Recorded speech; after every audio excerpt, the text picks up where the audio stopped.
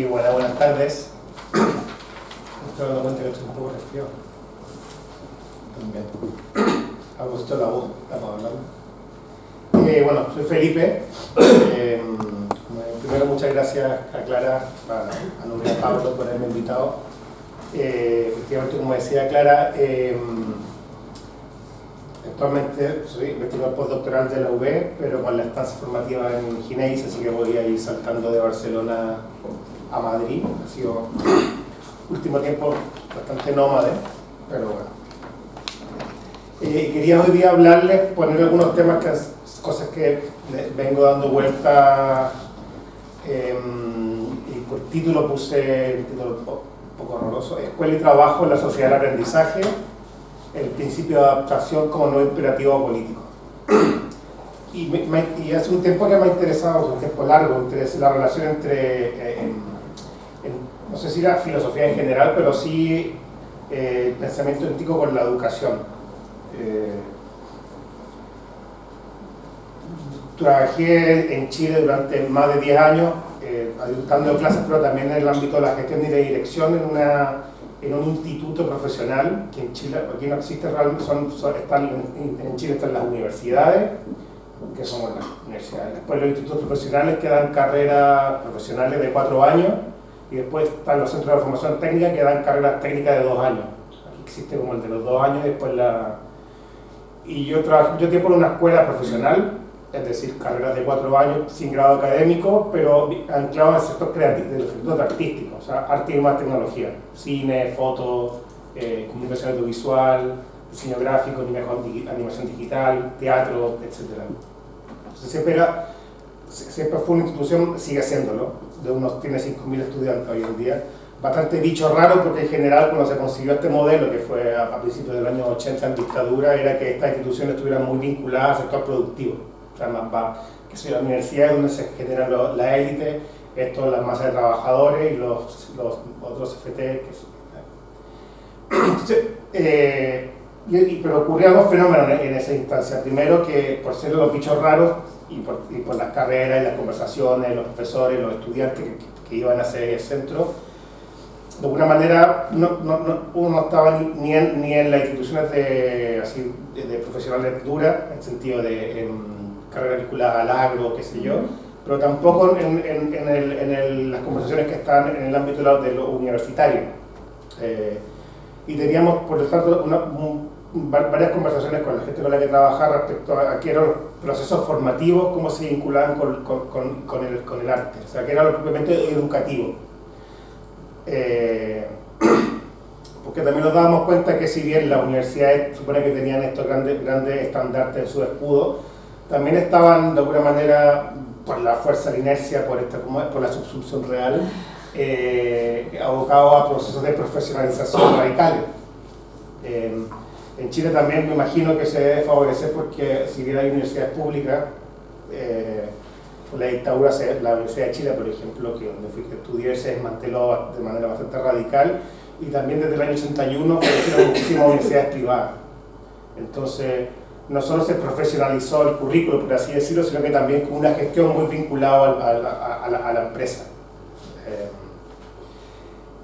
Entonces, cuando era mucho tiempo para cómo generar una propuesta educativa que, si bien cada uno está en un sistema, tampoco uno va a hacer este tipo de nuevas escuelas, como no sé si pasa acá en Chile, que por ejemplo el sistema Waldorf al final cuesta 600 euros y va sobre la elite, qué sé yo, pero cómo generar en el sistema una propuesta educativa que pudiese hacer salir un poco de la situación real y abrir un hiato en donde pudiese acontecer una relación educativa que fuese diferenciadora, en el sentido de que le abriese otras perspectivas a los estudiantes. Estando en eso, claro, llegué a Barcelona hace 8 años a hacer el doctorado, y quería hacer el doctorado sobre Nietzsche, que siempre ha sido como mi obsesión.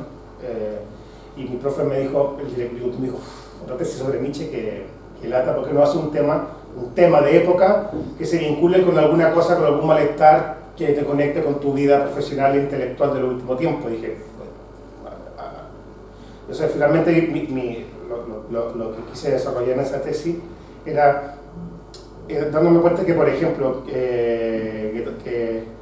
cómo finalmente toda la conversación educativa, los procesos formativos, se habían reducido básicamente a hablar de 4 temas, que no sé si me creo que también les está pasando aquí: matrícula, retención, o sea, que los chicos que entran en primer año permanezcan, titulación, o sea, y aparte que sacan en los 4 años, y sobre todo empleabilidad, que sería el objetivo absoluto, a partir del cual se mide toda la calidad de los procesos.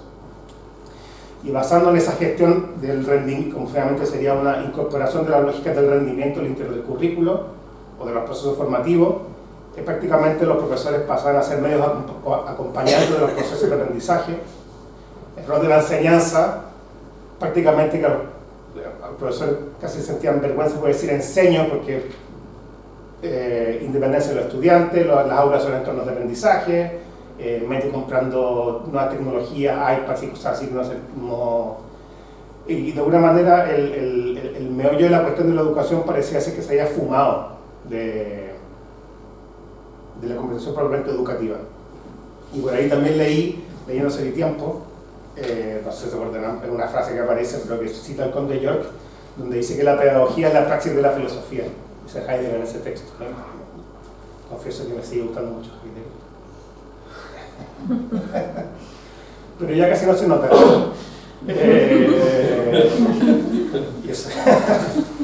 Pero y ahí aparecía esa frase. Entonces, siempre ha sido como cosa que he tenido cómo relaciono esto, filosofía y pedagogía. Y además que vengo de familia de pedagoga, entonces como está... Y ahora último leí, hay otro autor que me gusta mucho que se llama Bernard Stiegler, que lamentablemente murió después de la pandemia. Estaba leyendo hace poquito un libro que se llama algo así como Tomar cuidado de los jóvenes y las generaciones, donde dice que en realidad la pregunta primera de la filosofía no es ni por el ser, ni por no sé qué cosa, sino que es por la enseñanza. Esa es la pregunta primera por la filosofía, y en ese sentido la filosofía tiene una vocación por la enseñanza, que sería como, bueno, me interesaría al final elaborar qué querrá decir con eso. Entonces, bueno, mi tesis doctoral terminó articulando este análisis de época a través de un concepto que no recuerdo quién se lo robé, pero era de nihilismo tecnológico, que básicamente tenía que ver cómo el proyecto occidental moderno terminó en una especie de círculo sin sentido de optimización infinita de su propio rendimiento. Y que la escuela, dentro de este contexto, se terminó siendo la escuela en su amplio sentido, no solo la escuela, sino que todas aquellas relaciones que tengan la educación como centro, terminó transformada en un, por así decirlo, un agente dinamizador del aparato productivo. Como les decía, sin otro fin. Entonces, de pronto, como estos principios reguladores, que son la idea de libertad, la idea de libertad como en la Universidad Francesa, por ejemplo, o un sentido más orgánico comunitario de los alemanes, terminaron suscribiendo este principio del rendimiento o de la performatividad. Más estilo concepción universitaria gringa. Pero bueno, me sigue interesando después de este diagnóstico, no hay alternativas, sin salida, a ver bueno, desde dónde se puede pensar una propuesta, inventar otros posibles, otros futuros, y sigue siendo esa mi obsesión, que claro, siempre termino haciendo el típico, el diagnóstico que el apocalipsis, y después, mira, por aquí podríamos ir, pero ya no le queda tiempo, porque eso también me pasa en la tesis, y me sigue, entonces este tiempo he estado viendo dónde uno puede ver algún latido que te permita no solo decir, mira, esto no hay subsumo real, sino que además aquí está pasando algo, algo diferente, algo donde pudiese latir la pluralidad del mundo. Y creo que, creo que en la educación, en la escuela, en su amplio sentido, están pasando cosas muy interesantes. O sea, por ejemplo, los educadores sociales, que me ha tocado relacionarme mucho con ellos, sobre todo con el área más crítica, que en Barcelona está muy inspirados por una pedagoga argentina que se llama Violeta Núñez, en el sentido, por ejemplo, de que en los recursos jamás un protocolo te va a dar posibilidad de que ocurra el acto educativo, sino que son los educadores sociales, en la relación entre agente y sujeto, donde puede ocurrir lo impredecible. Y la Violeta Núñez le llama el antidestino. Entonces creo que pueden haber ahí latidos y cosas interesantes de donde trabajar otra manera, no sé si otra manera, pero de reinventar, de articular otra poética, otro sentido, otra tarea del desafío de educar en los mundos que estamos viviendo. Entonces puse una pregunta que sale en el libro Realismo Capitalista de Fischer, que lo volví a leer y me di cuenta que era un texto que está hablando sobre educación. De hecho, Fischer dice que lo escribió pensando en sus estudiantes del terciario.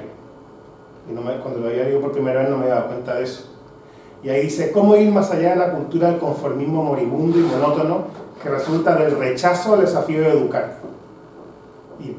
Y esa es una frase, algo así como que estuviésemos viviendo en una época donde, voy a decirlo, espero que después se entienda de mejor manera, que los adultos han rechazado el desafío de educar. Es, por así decirlo, una especie de infantilización global, por distintas circunstancias, pero bien, vamos allá. Les comentaba el tema bien, entonces quería pensar, en este caso, cuáles serían las implicaciones educativas que tienen las nuevas lógicas del trabajo, muchas cosas de las que comentó ahora Clara, atendiendo sobre todo a esta suerte de nueva humanidad del siglo XXI, que es pues, este imaginario educativo, que se busca modelar en las escuelas del conocimiento, para darle algún nombre, o la escuela del aprendizaje, o la escuela de la vida, como la llama, por ejemplo, Santiago López Petit, en una novela filosófica muy interesante que publicó hace 2 años. Y creo que esto es importante por un par de razones que quiero mencionarles. Primero, porque podemos leer o también buscar comprender estos cambios radicales que estamos viviendo a nivel de las instituciones educativas, teniendo en cuenta esas mutaciones del saber y del conocimiento que Lyotard describe en el que él creyó que era su peor libro, que era La condición posmoderna, que también, si uno lo ve, también sigue siendo un texto donde está hablando sobre las mutaciones de las universidades. Allí Lyotard analiza cómo el fracaso de los proyectos emancipadores modernos, junto al desarrollo de la ciencia, de las tecnologías del conocimiento y de la información, conlleva poco a poco un proceso de deslegitimación de aquellas narrativas que en su momento dieron sentido y consistencia u orientación a la voluntad y deseo de saber, y por consiguiente implican una transformación importante o fundamental en aquellas instituciones abocadas a su transmisión y producción. Me refiero al tema del conocimiento.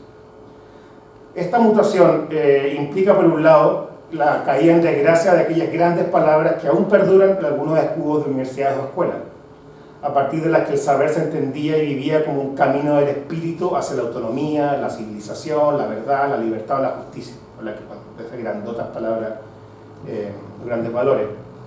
Ya sea su variante más individual, autónoma, ciudadana, como les comentaba, estilo francés, o en su variante más orgánica o social comunitaria, como un poco más alemana, el saber, el conocimiento se entendía desde aquello que su búsqueda prometía.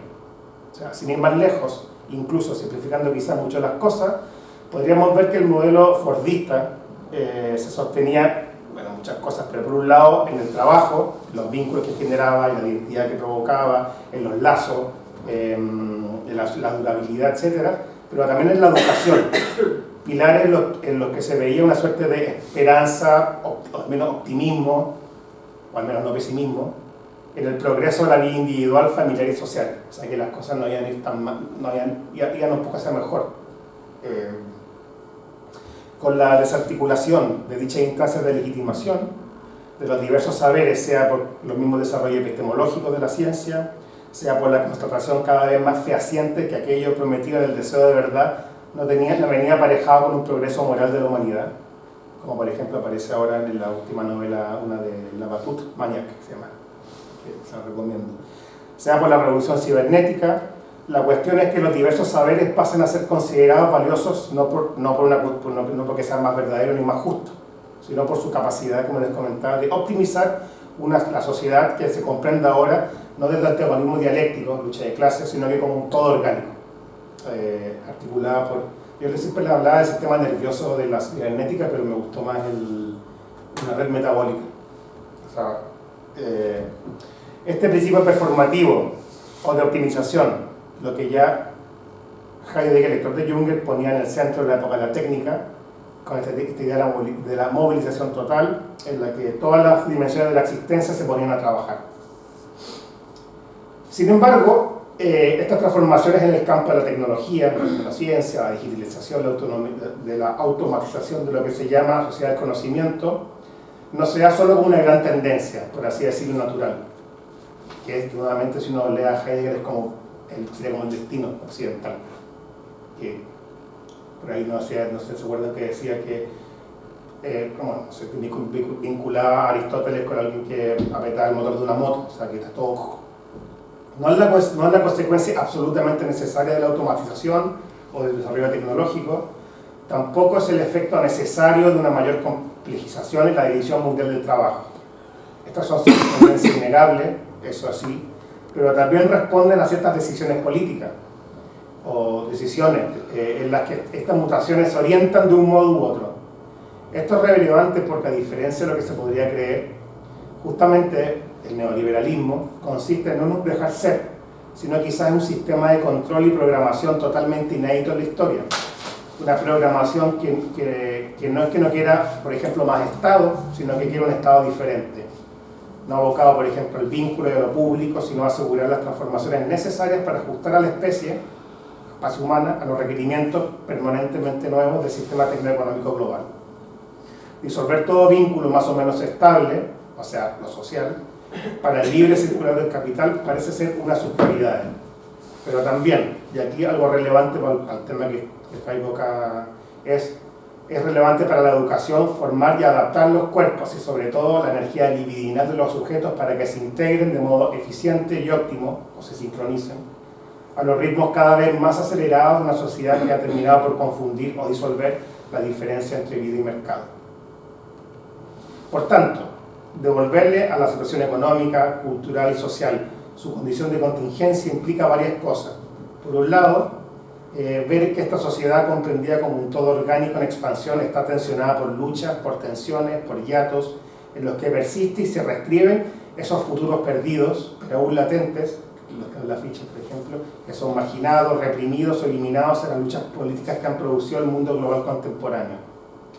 Esto es sumamente importante en la medida en que una de las consecuencias de la captura de las revoluciones tecnológicas por el capital es que se han venido desarrollando procesos de subjetivación que han expandido las sociedades disciplinarias, ampliando su capacidad de modelación incluso al nivel de las pulsiones, la libido y el deseo. Las sociedades del control pensadas por Deleuze o esta sociedad de la administración total de la abundancia, como mostraba antes Marcuse, implica esa extraña combinación que lleva a al menos una parte de la sociedad a desear, o mejor, a sentir que necesita aquello que el mismo desarrollo del capitalismo del hiperconsumo le ofrece. Así, cuando Fischer acuña el término realismo capitalista, nos muestra, por un lado, esa sensación de que el estado actual del mundo no es otra cosa que una suerte de despertar de la humanidad occidental de la borrachera metafísica, cuyo último movimiento fueron los proyectos emancipatorios movidos por el deseo de justicia social. Pero también, y cada vez con mayor intensidad, nos muestra que este realismo propio del principio thatcheriano de que no hay más alternativas al orden del mundo, también nos habla de un estado de conformismo en el que se expresa una inmensa resignación, pero a la vez un profundo descontento, en el que no se ve otra salida más que sostener una suerte de letargo basado en un hedonismo depresivo tóxico. Ahora bien, pensar el realismo capitalista desde sus contingencias implica justamente no solo dar un punto de vista para mostrar la enorme irracionalidad que sostiene su supuesta racionalidad neutra. Junto con ello, esto nos abre una posibilidad de imaginar e inventar otras prácticas, otros modos de desear vivir. Esto es sumamente importante, como les decía, para el sentido que le damos hoy a la educación y a la escuela en su amplio sentido. El realismo capitalista, con su capacidad de hacernos creer y sentir de que es expresión de la realidad en cuanto tal, o mejor, que es la mejor y única organización que es capaz de dar cuenta de aquello que constituye la fibra íntima de la especie, básicamente, según el neoliberalismo, el despliegue ciego de los propios intereses, constituye también la renuncia, o mejor, el rechazo más radical de la decisión de educar, lo que quiere decir a grandes rasgos, el rechazo a tomar cura por las nuevas generaciones, por el mundo, por uno mismo, por los otros, rechazo a toda autoridad, responsabilidad y decisión, rechazo a cuidar quiere decir también rechazo a pensar e imaginar cómo que queremos vivir, qué sociedad deseamos llegar a ser, e inventar modos de orientar y cultivar formas de vida en las que las pulsiones que nos constituyen se transformen en energía social. El conformismo medio cínico, medio resignado, medio desafectado por el daño ajeno y propio que genera el realismo capitalista, no solo entonces implica la desaparición de la diferencia entre realidad y posibilidad. Con ello lo que estamos viviendo es una regresión a un estado de infantilización total de parte importante de una sociedad abocada, por deseo o por necesidad, a desplegar las pulsiones de agresividad propias de este darwinismo social que se cree final de carretera. Pero como veremos, es justamente frente a esta regresión, frente a esta infantilización, frente a la renuncia de toda responsabilidad y afección por un plano diferente al de la lucha pulsional por la supervivencia, en donde la tarea de educar encuentra su sentido más íntimo. No son tiempos para renunciar al bello desafío y riesgo de educar, como señala un filósofo de la educación que me gusta bastante, que se llama Gerd Biest.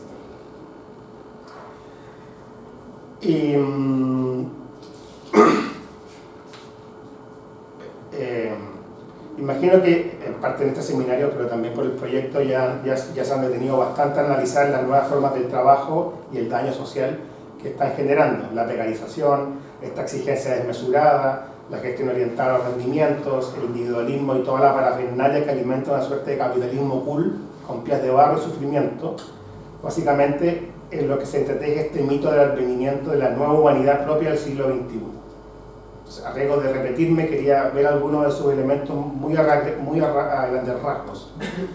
¿Cómo sería entonces esta nueva figura de la humanidad, esa figura que se aspira en las nuevas configuraciones económicas y sociales del nuevo orden mundial global? Junto a la caída de los proyectos emancipadores de corte europeo y la organización de un orden mundial a partir del principio de performatividad y optimización, básicamente la American Way of Life, el conocimiento y la información pasan a ser el principal, aunque no el único, motor de la economía convertida en la única dimensión realmente válida de existencia.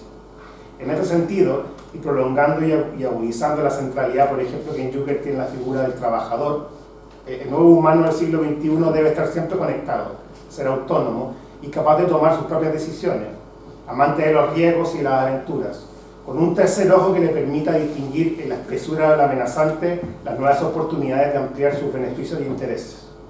Estos jugadores, como lo llama Lyotard en la condición postmoderna, comprenden que las reglas del juego no se fundan en algún principio rígido e inmutable, y que una buena jugada, la jugada perfecta, consiste justamente en un movimiento que, golpeando la mesa, invente nuevas reglas que modifiquen notablemente los sistemas sociales, culturales y económicos, orden que los sitúe o entregue un protagonismo privilegiado, o al menos por un tiempo. El nuevo humano del siglo XXI es, antes que nada, como se ha hablado bastante, el empresario de sí mismo, como dice Foucault.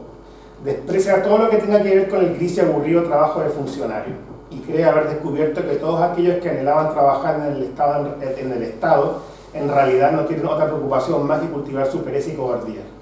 Tienen el techo demasiado bajo, como se dice. Por eso, para el nuevo humano del siglo XXI, el valor más preciado consiste en la oferta que él constituye para otros, en un mundo comprendido como una trama de relaciones y conversaciones, como una organización articulada en una serie de otras organizaciones coordinadas en vistas de asegurar finalmente un funcionamiento óptimo de cada sistema, subsistema y ecosistema. El nuevo humano es sensible por lo desconocido, es creativo, sabe analizar críticamente los propios desempeños y los del resto, para buscar siempre soluciones. El nuevo humano del siglo XXI, actualizado en cada gadget que le permite resolver las cuestiones más cotidianas de la vida, cultiva en todo momento un pensamiento positivo, propositivo e inventivo. Es profundamente innovador, siempre busca lo nuevo, salir del espacio de confort. Desprecia lo estable, lo durable, la lentitud amorosa de lo cotidiano, aunque los sábados y domingos privilegia lo de slow food o lo de slow lo que sea.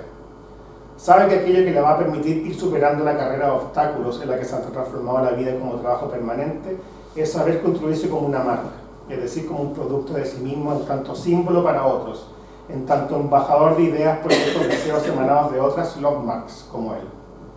Pero, como ya señala Benjamin, todos los monumentos de cultura se sostienen también sobre la barbarie. Precarización, inseguridad, individualidad, externalización de los servicios, baja de salario, brechas de poder cada vez más inabarcables, nuevos modos de acumulación totalmente inéditos, desamparo, desesperanza, descrédito, malestar, daño social. Por un lado, el capitalismo cool del American Way of Life, por el otro, capitalismo del malestar y del daño social, que se sirve de este daño y de este malestar como una energía pulsional que perpetúa y agudiza un orden de cosas al borde de la explosión social. Estoy pensando en los fascismos ultraliberales. El resurgimiento de la ultraderecha, por tanto, podría comprenderse así como una manera de hacer frente al malestar reinvirtiendo causas y efectos, como muy bien lo apuntase Marcuse, y que hoy lo vemos todos los días. La amenaza de desempleo es culpa de los migrantes, de los menas, o finalmente de mí mismo por incompetente e incapaz. Por tanto, capitalismo cool se sostiene en la amenaza permanente del desempleo, de la precarización, del desamparo y la obsolescencia existencial en todo sentido. Así, sí, como decía en tu artículo que aparecía en Bajo Palabra, las nuevas formas de acumulación buscan básicamente ganar destruyendo con ello la competencia. Esto requiere un trabajo incesante por hacer jugadas imprevisibles o mejor disruptivas que transformen las reglas, llevándose por delante todas aquellas ligazones que daban o sostenían esa frágil estabilidad de los mundos compartidos en los que nos agarrábamos para ir viviendo y ensayando formas de llevar la vida, como lo dice muy bellamente un antropólogo que se llama Tim Ingalls.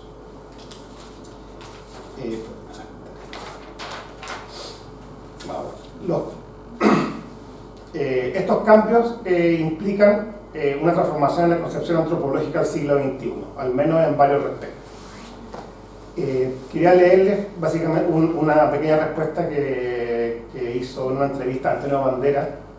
A propósito, quería citar a Antonio Bandera aquí, que aparece al principio de un libro que está bien interesante, que es de Carlos Fernández, que se llama Escuela o Barbarie. Entonces, esto dice Antonio: en Estados Unidos tenemos el mercado más duro del mundo, porque hay mucha competitividad, cuesta mucho salir adelante, hay que trabajar duro, pero el trabajo se premia. Ojo, y una vez que lo has conseguido, se te reconoce para toda la vida. La lección más importante que aprendió en Hollywood es que las cosas se pueden conseguir, que no hay sueños imposibles. Si yo lo he conseguido, cualquiera lo puede conseguir. Se trata de soñar muy fuerte y, por supuesto, de tener capacidad de sacrificio, empeñarte y trabajar y fracasar y volverte a empeñar y levantarte y caer y volverte a levantar. No hay fracasos totales, dice Antonio. Este es el espíritu americano. Te caes y te vuelves a levantar, te vuelves a caer y te vuelves a levantar, luchando duro por un sueño. En su opinión, el modelo español es muy distinto, dice Antonio Bandera. Según una encuesta en Andalucía, el 75% de los jóvenes querían ser funcionarios, dice Antonio Bandera. La proporción es la inversa que Estados Unidos. Ahí no quieren estar en una oficina a las órdenes de un jefe. Quieren tener una idea, juntarse con otros para sacarla adelante, pelear por tu idea y realizarla. Con un 75% de gente que quiere ser funcionario, no se hace un país. Se hace país con gente que se la juega. Entonces, el imaginario que aquí nos regala Antonio Bandera de lo que es la vida y cómo esta debe vivirse, justamente, y aquí entro en la parte de la educación, forma parte importante, si no esencial, de todas las reformas educativas que se están desarrollando en los países occidentales desde al menos los años 70. Llamemos a esta escuela, como les decía, escuela del conocimiento, o escuela del aprendizaje, o simplemente escuela de la vida. La promesa, por ejemplo, que subyace a esta escuela es alcanzar la soñada igualdad de oportunidades.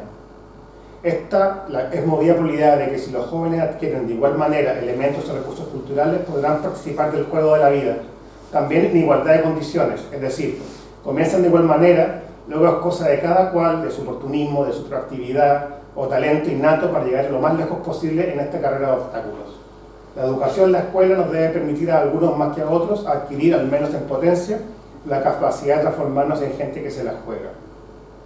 Pero, ¿qué capacidades, por tanto, nos debe permitir desarrollar esta escuela de la vida? Primero preguntarnos, ¿quién define cuáles serían estas capacidades? Uno podría pensar, bueno, la iglesia, no. Un consejo de rectores de las universidades, tampoco. Un comité de los profesores, tampoco. Los filósofos, no, básicamente el que está definiendo las grandes líneas directrices que están reformando todas las instituciones, todas las escuelas del Banco Mundial y sus programas estratégicos de fortalecimiento del capital humano, en especial en sociedades que también aún son, como dice, poco competitivas a nivel global. En este sentido, La educación agrega valor a la sociedad, sobre todo en sociedades en vías de desarrollo, en la medida que potenciaría su capacidad de involucrarse en el juego de los mercados globales, lo que impactaría positivamente en el empleo, en su calidad, no sé, en la salud de sus democracias y en el crecimiento económico. Por eso, para la nueva escuela de la vida, las transformaciones en los modos de producción y por lo mismo, en las condiciones, ritmos, estilos y modos de trabajo, requieren de habilidades muy diferentes a las que definieron el derrotero, los modos de producción y socialidad fordista, y por lo mismo de las democracias industriales del siglo XX. Necesitamos, en otras palabras, construir una nueva humanidad a partir del cultivo de lo que se suele llamar habilidades del siglo XXI, como les comentaba, que son habilidades a partir de las que podremos navegar en las nuevas olas de un devenir global descentrado y en red, que ha modificado de raíz las maneras de producir, transmitir y utilizar los conocimientos y la información. Pero ¿cuáles son estas habilidades?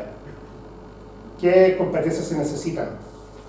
Los trabajadores del mañana, como lo llama la UNESCO, para nombrar solo algunas: pensamiento crítico, que claramente que no es la escuela de Frankfurt, sino que más bien es ser capaz de acceder a la información, analizar y hacer síntesis. Después, resolución de problemas, o sea, un pensamiento crítico abocado a la resolución de problemas. Comunicación efectiva, capacidad de trabajar en equipo, colaboración, adaptabilidad, conocimientos básicos de tecnologías de la información, creatividad e innovación, iniciativa, autonomía, responsabilidad personal. Una de las áreas, por ejemplo, más interesantes de este texto son que las nuevas habilidades en una cosa se llaman aprender a ser. O sea, de alguna manera el ser humano tiene que volver a aprender a saber ser en el siglo XXI. Es decir, que estas habilidades implicarían una transformación radical en el modo de ser del ser humano del siglo XXI. Por ejemplo, escucha activa, por ejemplo, una competencia de producción de sentido, por ejemplo, las competencias de pensamiento de emprender, o las competencias relativas a aprender y hábitos de aprendizaje para toda la vida. Y nos vamos acercando a la cosa del aprendizaje. Claro, uno podría pensar de que el ser humano del siglo XXI necesita habilidades técnicas súper específicas, pero no. Desde el punto de vista de la nueva humanidad que se viene, si bien esto es necesario, evidentemente no basta. Entornos cambiantes, automatización acelerada que anuncia el fin de los trabajos recurrentes, necesidad cada vez más imperiosa de capital humano capacitado, guerra global, cambios disruptivos, nuevos desafíos mundiales, cambio climático, pobreza, etc. Todo esto requiere de todos nosotros el desarrollo de ciertas habilidades necesarias para la vida del siglo XXI, que se condensa en esta famosa pero extraña elaboración: aprender. Qué raro, aprender. Que más que una invitación a aprender, o un derecho a la educación, que podría decir, mira, no, ahora por fin derecho a la educación en el siglo XXI, sino que más bien es un deber. Una prescripción categórica que reemplaza, por ejemplo, la famosa sentencia kantiana. Deber aprender todo el tiempo, es decir, deber mantenerte actualizado y empleable, pese a los entornos precarios, inseguros e inestables que marcan los proyectos laborales, anclados cada vez más en el corto plazo. El aprender a aprender sería así la habilidad fundamental para una vida convertida en un camino de aprendizaje para toda la vida. Y por eso algunos llaman también que estamos viviendo la Learning Generation, como la generación del aprendizaje. Aquí se cultiva, como dice Laval, el humano flexible y el trabajador autónomo, que constituyen así las referencias del nuevo ideal pedagógico. Primero quería centrarme en el tema del aprendizaje, que por ejemplo el Gerber está ya un proceso de lernificación de la educación, para ver qué está en juego de que el aprendizaje sea lo central en todo el proceso educativo, cómo se vincula por tanto la transformación de las formas de trabajo. En sí mismo no hay nada malo en el aprendizaje, pero reducir el lenguaje educativo al lenguaje del aprendizaje cambia radicalmente el sentido de la acción educativa, su sentido o tarea en cuanto tal. Por ejemplo, como les comenté al principio, este nuevo lenguaje del aprendizaje, no sé si aquí les piden, imagino que sí, cuando uno redacta los programas de asignatura, por establecer cuáles son las competencias que el estudiante aprendizaje, cuáles son los indicadores de medición, cuáles son los productos de aprendizaje, cómo voy a dar cuenta de que, qué sé yo, como una cosa a prueba de profesores. El nuevo lenguaje de aprendizaje, por ejemplo, convierte la figura del maestro, del educador, etcétera, en un acompañante o un facilitador del proceso, en el que la enseñanza y los contenidos pasan a ocupar un rol secundario, que básicamente muchas veces aprender a aprender es algo bastante vacío y lo que se aprende pasa a ser secundario, porque la habilidad es que supe aprender. Que aprenda a armar Kalashnikov o que aprenda filosofía básicamente da lo mismo en ese contexto. Hablar de aprendizaje remite siempre a un proceso individual también, que puede ser colaborativo pero al final es individual, porque tú eres el que tienes que demostrar que has cambiado un tipo de patrón de comportamiento, etcétera. Y también remite por siempre un proceso que está vinculado a actividades como les comentaba, pero básicamente está vacío de contenidos y de dirección o de fin, o de finalidad. Por eso, lo que ha desaparecido prácticamente de la escuela en su amplio sentido es la conversación pedagógica, filosófica, es la importancia de lo que los estudiantes aprenden y para qué. ¿Para qué? Esa pregunta que, ¿para qué? No es raro por lo mismo que hoy en día el lenguaje educativo se ha centrado casi exclusivamente en las performances de los estudiantes medidas en pruebas y exámenes objetivos, que en una reflexión sobre los procesos de socialización y subjetivación que generan. Atípico que saben los países del norte que tienen los mejores resultados de PISA, pero todos los gobiernos de ultraderecha. Entonces uno dice, claro, o sea, el sistema educativo funciona bien porque hay buenos resultados, pero la tolerancia a la alteridad baja. En otras palabras, lo que marca la escuela del aprendizaje es la cualificación objetivamente medible, lo que se entiende justamente porque está anexado a los argumentos económicos y al desarrollo de la fuerza de trabajo.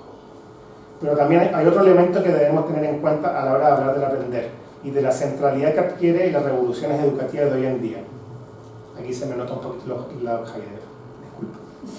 Aprender implica una determinada posibilidad existencial, una determinada relación con el mundo.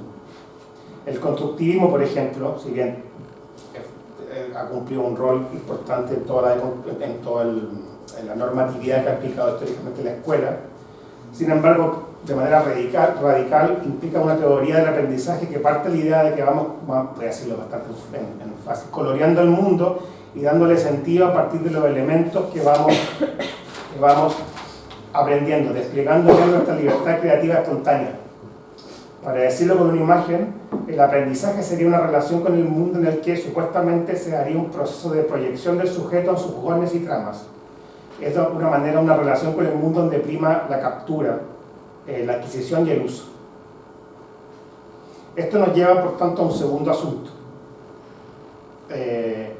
que es bastante también interesante. Si el ideal de la humanidad del siglo XXI es que el saber aprender, que es el que sabe aprender, o sea, aprender a aprender, el que está abierto a los cambios por deseo o en su mayoría por necesidad, y si esto, como vimos, más que un derecho, hoy toma la forma de un imperativo para luchar contra la propia obsolescencia, esta suerte de capacidad de reinventarse, como se dice, obsolescencia que por lo demás ya Peter Anders había denunciado bastante bien en los años 50, en un libro que se llama La obsolescencia del humano, de hecho.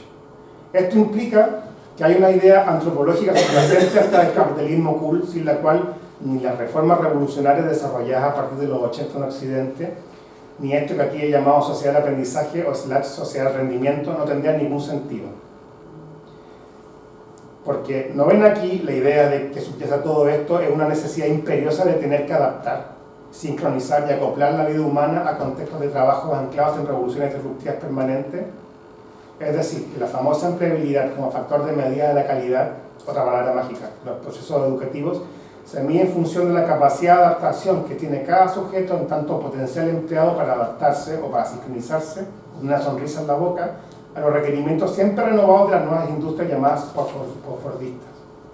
La comprensión y decisión que se toman de reformas de todo orden, en especial educativas o por ejemplo también de salud pública, consiste en pensar que la educación y la salud tienen sentido solo si contribuyen a asegurar continuamente la adaptabilidad de la especie a lo que Lippmann, uno de los padres del neoliberalismo gringo, llamaba la gran sociedad, la que se dirigía, muy spencerianamente pensado, teleológicamente a ir optimizando su rendimiento a través de una división cada vez más específica y global de la fuerza de trabajo.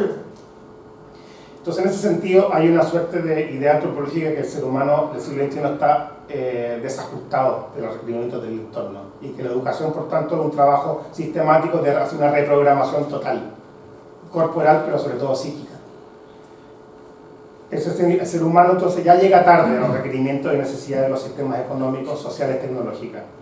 llega con retraso, de base no está adaptado y por lo mismo está de base desorientado. Sería una conclusión que lo podría sacar, que nos regala en este caso en este programa del neoliberalismo. El ser humano de entrada no sabe qué y cómo hacer, qué y cómo pensar, qué y cómo vivir. Lo que determina entonces es su indeterminación de base, su desorientación, como les decía. Y de alguna manera la educación pensada desde esta nueva humanidad del siglo XXI lo que busca en el sentido del Banco Mundial es generar, tampoco hay que hacerlo tan maquiavélicamente, pero decir, mira, el ser humano no sabe vivir en las nuevas condiciones que estamos viviendo, por tanto hay que generar una política sistemática de readaptación. Por tanto, hay que adaptarse, sería el nuevo imperativo político que organiza la sociedad contemporánea. Ahora bien, esta idea de la inadaptabilidad, o más bien siempre llegar tarde, este retraso, este desajuste, ya está, por ejemplo, presente en el mito de Prometeo que está narrado por Protágoras, de Platón. Lo digo así grande, que esto lo ocupa a Bernard Stiegler para comentar una cosa que creo que aquí vale la pena darle una vuelta. Dice, si bien gracias a Prometeo el ser humano logra adoptar, básicamente en ese mito narra cuando salen los seres vivos a los animales, los dioses lo van a llevar a la vida, le dice a Prometeo, mira, te paso aquí el pack de capacidades para que las distribuyan. Llega Epimeteo, que el hijo chico, el hermano chico, le dice, mira, yo lo hago y luego tú haces el checklist final. Epimeteo distribuye todas las capacidades cuidando de mantener el equilibrio luego del ecosistema. Entonces, a alguno le entrega garras, a otro la capacidad de volar, etc. Y cuando va a llegar al ser humano se da cuenta que no le queda ninguna capacidad en el bolso. Dice, mierda. Y ahí se da cuenta Prometeo, y Prometeo le roba el fuego y el saber técnico a Atenea y Hefesto, a partir de las cuales el ser humano puede empezar a construir casas, ropa, armas para poder cazar y poder sobrevivir. Sin embargo, tenía un profundo no saber, porque más allá de tener la habilidad técnica, el ser humano no sabe cómo gobernar su vida. Y Zeus ve con espanto que empieza a tener los saberes técnicos, se hace la guerra a sí mismo. Por tanto, le envía a Hermes, a través de Hermes, regalos dice, los saberes de la vergüenza, esto dice Stiegler, de la vergüenza y de la vergüenza y la justicia, que también son saberes, que son la condición de posibilidad de lo político. Es decir, hacer de la pregunta cómo vivir, una pregunta inagotable, pero que hace al ser humano llevarse a un plano distinto que el de la supervivencia. Por tanto, siempre habría una brecha entre el ser humano y los requerimientos inmediatos de los ecosistemas en los que habita. Es decir, no existe un acoplamiento sincrónico con sus dinámicas y tendencias. Siempre hay una pausa, un ver cómo van las cosas, un sentimiento que algo falta, pero que esa falta hace que haga falta tener que decidir, tener que pensar, tener que ver las formas de no devenir inhumanos.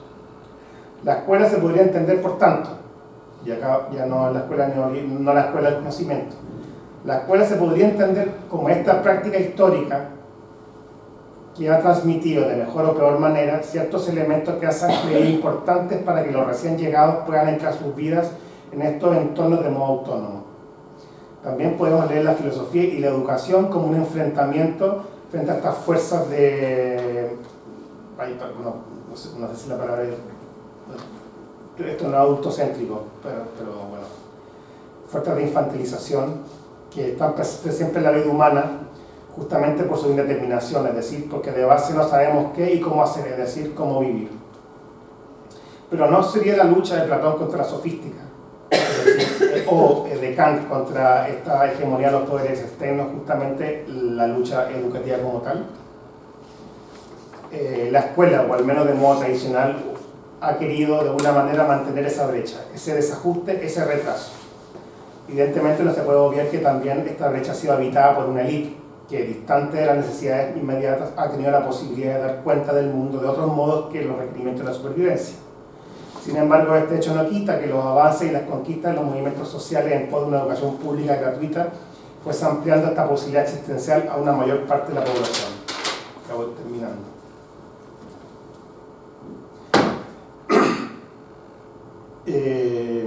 Voy a saltar eso. En la escuela, justamente propiciada por la revolución neoliberal, se suprime dicha brecha para cumplir de modo irresponsable y ciego, es decir, incuestionadamente los requerimientos del just in time del mercado, apremiados por la amenaza del desempleo.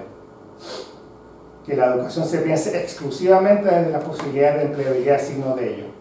Pero si dichas brechas se están costando a niveles amenazantes, esto quiere decir que no hay posibilidad otra que una adaptabilidad que, dejándonos sin posibilidad de inventar e imaginar modos de habitar el mundo, convierte la vida en un proceso de continua sintonización con la necesidad de desarrollo de la gran sociedad industrial en su marcha hacia un orden del trabajo global basado en la ideología y la innovación y la disrupción continua.